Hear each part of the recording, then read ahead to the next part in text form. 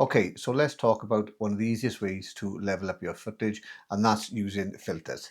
And especially filters like these ones from Freewell, which are specifically designed for your Osmo Action 6.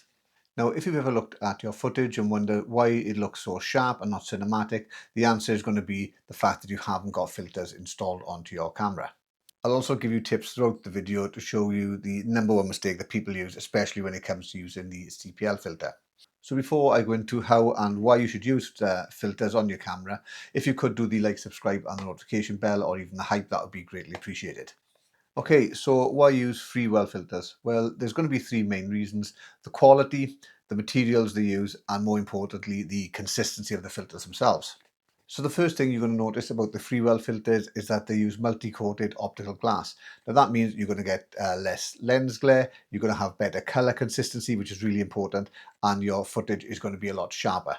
And more importantly, they are manufactured with tight tolerances. So what you see is what you're actually going to get. There's not going to be any weird color shifts, and there's not going to be any softness, which you don't want in your footage. So basically this means that you're not just slapping dark glasses over the lens of your camera. You're actually going to control the light properly to get the best from the camera itself. So let's talk about, first of all, what the lenses actually do. Well, the one I'm going to start off first of all with is going to be the CPL filter, which stands for circular polarization filter. And this is probably the one that's going to be the most misunderstood. So when it comes to a CPL filter, you use it when you've got a lot of reflections, whether or not it's coming off glass or water. It's also beneficial if you want to get richer colors, especially in the sky or in foliage, because this is where the CPL filter really comes into its own. Now, the main mistake that people do when they use a CPL filter is not to have it installed correctly in position to the sun. So what you need to do, you need to have the camera facing 90 degrees away from the sun. So basically, you need the sun on your side. So if the sun is directly in front of you or behind you, it's not going to do much. You need the sun off to the side, and that's where the magic happens. And yes, you do need to rotate the dial that's on the filter itself to make sure that you dial in the strength that you need for whatever situations you're shooting in.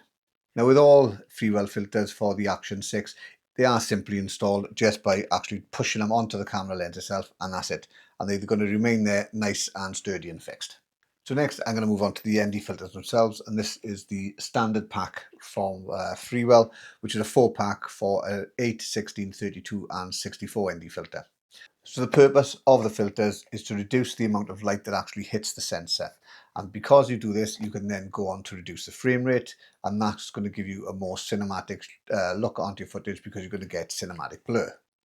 Now, you may have heard people refer to stops when it comes to filters, and basically a stop is just a way of measuring light.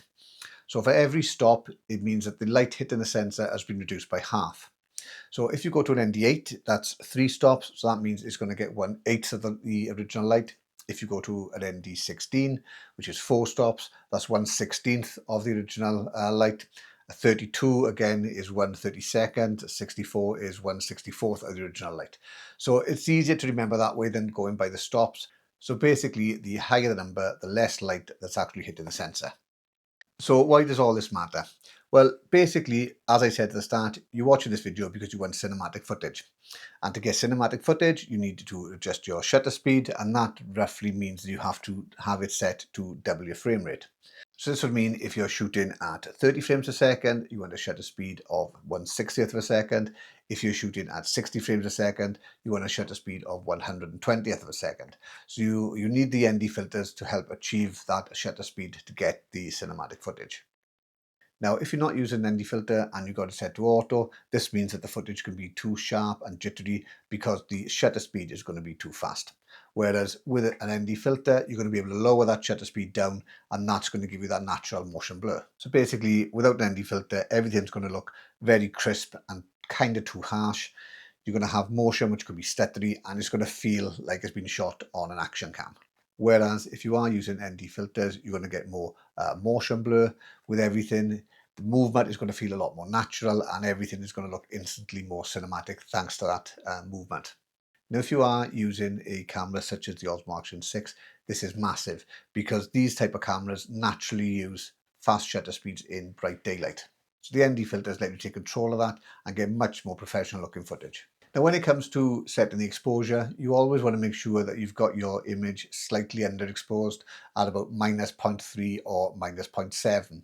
This is because if your image is underexposed, you can bring back the shadows in post-production, whereas if it's overexposed and blown out, you lost that information forever. So always aim for going lower rather than higher, because it's going to be more beneficial later on when you come to putting your final bit of footage together. So the next question is, do ND filters work in auto mode? Well, technically, yes, they will work in auto mode, but you're not going to get much of a benefit from them, because all that's going to happen is that you're going to put the filter on and the camera is going to crank up the frame rate, and that's going to basically wipe out the effect of having them on. So you always need to go into the pro mode to get the best from them. And like I said, you need to go and set it so that your exposure is twice that of your frame rate. Put your filter on.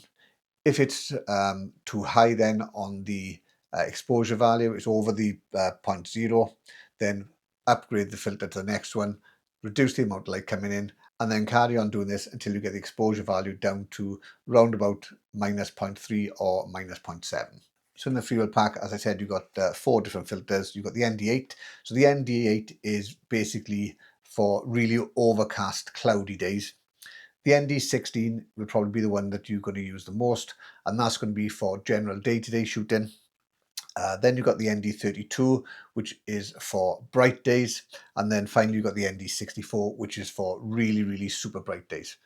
But generally, having the ND16 on the camera a lot of the time is going to be more beneficial. Now, if you don't have the ND filters, I would recommend having the CPL filter on the camera, because not only is it going to protect the lens, but it's also going to boost those colors when you need them to make your footage look a lot more cinematic.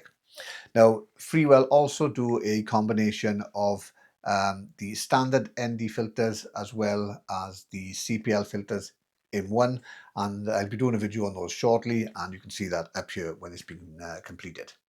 So let's talk about the quarter mist filters. Now, the quarter mist filter is different to an ND filter because they don't actually reduce the amount of light that comes in, but they do soften the image slightly. So this will result in you getting bloom highlights, reduced digital sharpness, and a subtle glow around any sort of light sources, neon. So they're perfect if you are shooting in situations, say a cityscape. So it's going to soften that harsh lighting down to give it a nice bloom effect around it, and that's going to look really nice and cinematic.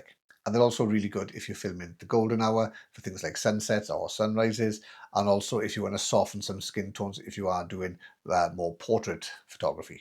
So basically with an ND filter, that's going to give you motion blur, but with a mist filter, it's going to give you a more moody effect.